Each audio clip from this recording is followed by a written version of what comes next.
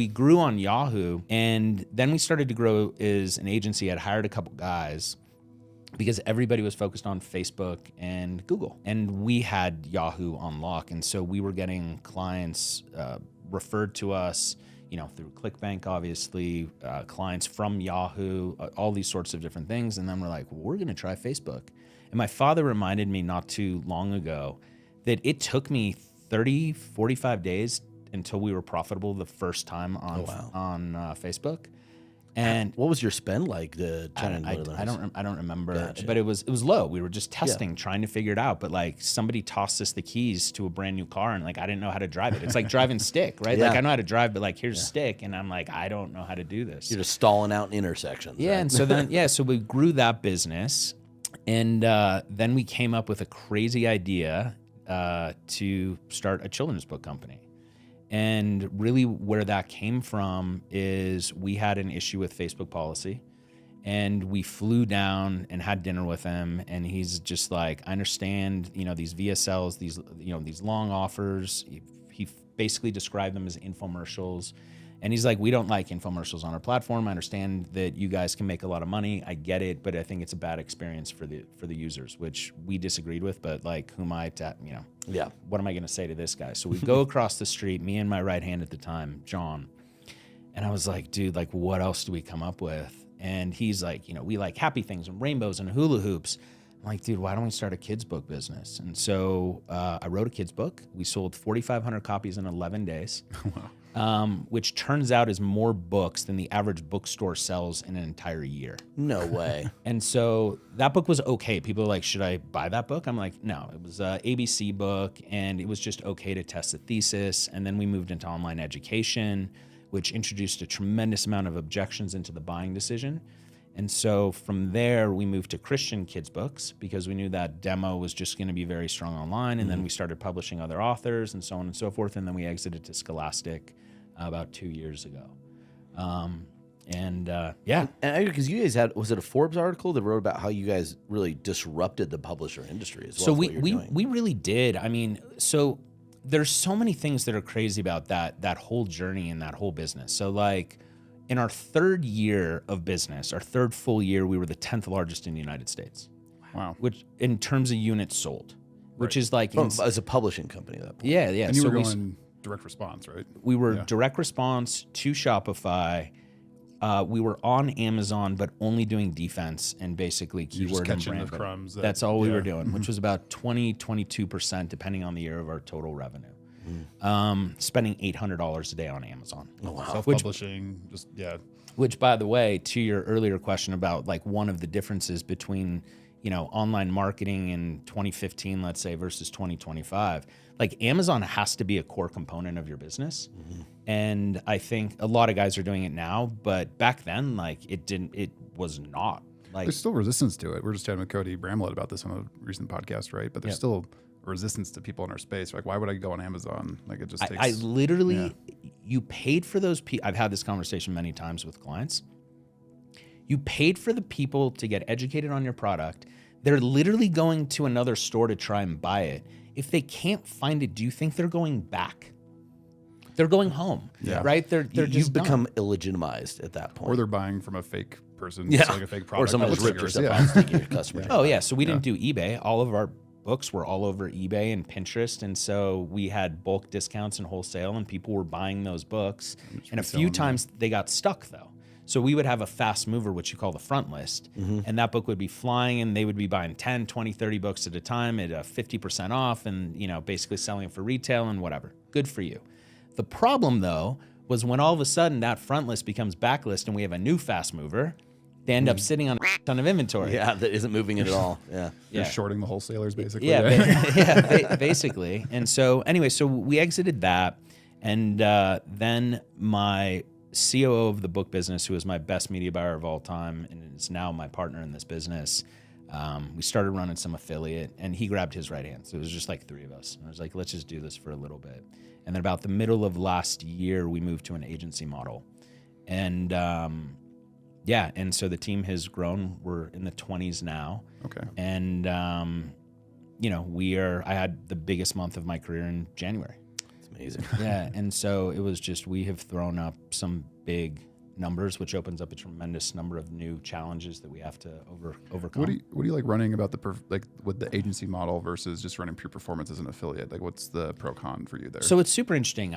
So I've had this conversation a lot over the last 2 days here. And to be clear, I spent most of my career talking on agencies. And I know, that's why I ask you. yeah. And so so maybe I'll start with the why I started it. I got to this point in my career where the guys so we do no outbound sales. It's all referral. I've been around a while.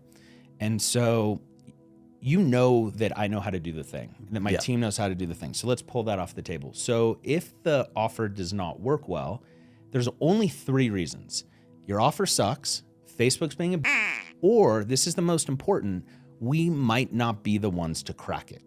So one of the largest offers we've run, we were the 7th guys in. The guy would not even give me a link because the offer doesn't work, but we had traffic, and I was like, just give me the link and split it in. First day, $1 in, $2 out. And I knew all of the other guys who had run it are all good guys. Like, I know them all. Yeah. Like, they're all good. And so sometimes they're just not the one. So we have not been able to crack an offer before where the guys behind us do. And so I think when you have the right client who effectively understands that, you have a really good partnership. But back to your point, Thomas, about like, why is agency a thing? Like, why did we even go into it? So the impetus was, I'm tired of the highs and lows. As an affiliate, if you are good, you will make more money than an agency, for sure. The margins that you demand are higher and so on and so forth. But I got tired of the up and down. Wake up and you look at volume or red track or click magic or whatever it is that you're on. And that volatility, I just didn't want at this point in my life. Too much feast or famine, essentially. Yeah. And so, but then a couple things happened that were not expected. So the first thing is our performance actually went up. Really? On the agency side? On the agency side. So this is wild. By the way, same people. So the analogy that I've been using is if I take a gun and I point it at your head, the side of your head, and I'm like, you need to make this work. Like, you lose, we lose. Like, all of those numbers are very real. Versus I take the gun and I just put it on the table. So you still see the gun there, right? But the pressure doesn't have you nervous. And so there's a little bit more freedom of thought without the like making poor, too fast decisions. Because what that also allowed us to do is we operate now more in the forest than the trees. Oh, okay. So sorry, the gun on the table is the agency. No. So you you work for me. Sure. I put a gun to your head and I was like, go make money. And you're just like, oh, you're terrified of everything. I don't want to make a mistake. Very, very high pressure. Because everything's performance. That's right. Okay, gotcha. Our agency is still performance, by the way. But like, although we're paid on an agency model. But now I've just put the gun on the table. Right. So you see the gun, but I don't have it at your temple. The pressure's off of you a little bit. So your decision-making and your processing of the data and whatever just kind of slows down, calms down. They're looking out more, right? That's right. Down. Okay. Yeah. Because you're not in a situation where you're like trying to create performance out of a valley, right? From a pricing standpoint, where you're like, I gotta do this and it's like, oh, we lost today. The numbers are sucking. Yeah. So like, and so now, we provide our clients weekly reports, and so we still have targets. So you need to achieve a sale for $100 CPA.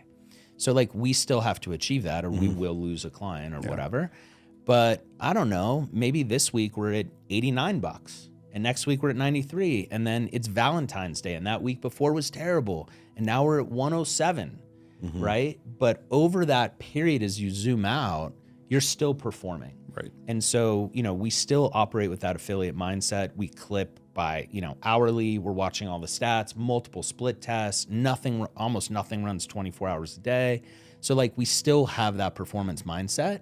But then there's this other piece. And I think that having run a business before changed a part of my mindset in terms of what is important. Do you think that people are going to be able to be successful without running AI within the next 5 years? No. That's right.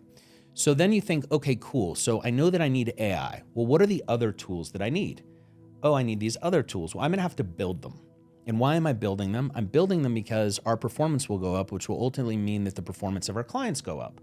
Well, if I'm up and down and I'm just an affiliate, I'm building this for me, but now I don't have consistent cash flow to build out the proper dev team and AI team and all of these other things, and really become more tech enabled. Yeah.